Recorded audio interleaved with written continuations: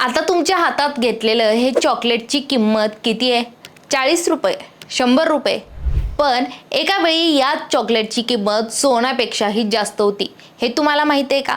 जवळजवळ 3000 वर्षापूर्वी मेक्सिकोमध्ये अमेरिकेतील प्राचीन माया संस्कृतीत हे चॉकलेट म्हणजेच आजचे पैसे होते. माया लोक कोको बीन्स नुसती खात नव्हती, तर चलन म्हणजेच करन्सी म्हणून त्याचा वापर सुद्धा करत होती.